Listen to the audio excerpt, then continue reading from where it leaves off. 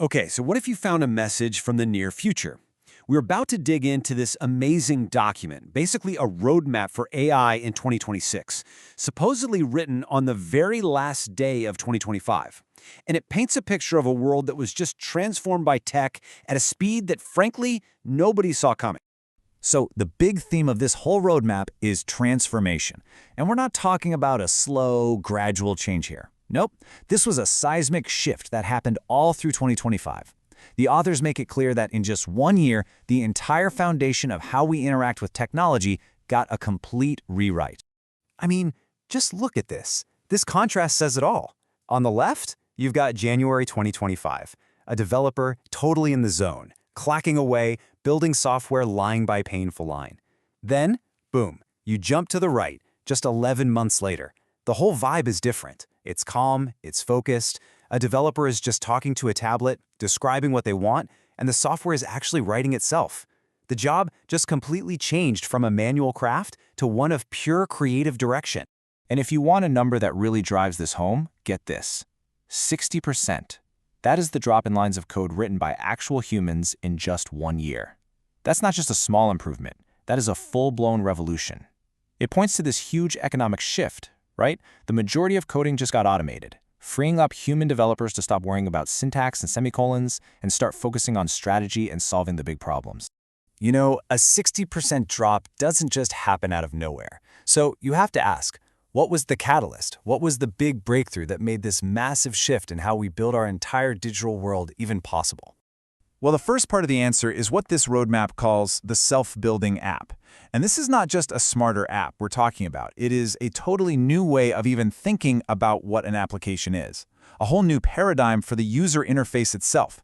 The core tech behind this is called generative UI. What that means is applications that build and rebuild themselves in real time. You just have to let that sink in for a second. The app isn't a fixed, static thing anymore. It's more like a fluid, dynamic partner that just reshapes itself based on what you need, moment by moment. So let's walk through the example they give, because honestly, it sounds like magic. You open a totally blank interface and you just say, "Show me my spending." Instantly, the screen morphs into a financial chart. But maybe that's too much, so you just clarify just the food budget. And the chart dissolves, reforming as a simple, clean list with only what you asked for. The interface is never, ever more complicated than it needs to be. And this brings us to this really powerful conclusion from the roadmap. No two users see the same app. I mean, think about that. The era of one-size-fits-all software is it's over. Every single interaction you have creates a unique application, built just for you, for that one specific task in that exact moment. It is the absolute ultimate in personalization. But hold on. If the app itself can dissolve and reform like that, what in the world does that mean for the system it runs on?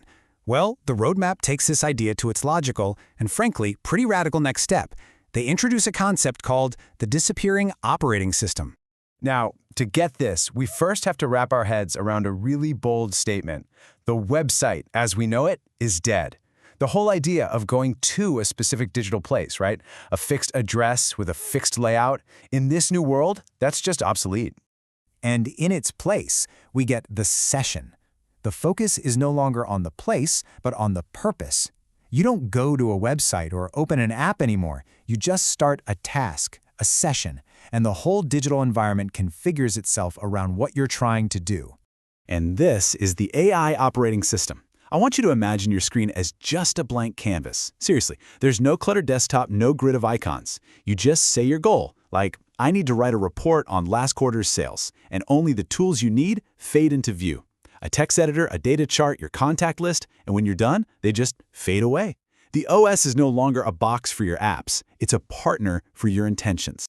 So the roadmap wraps everything up on this purely visionary note, looking ahead from its spot at the very end of 2025.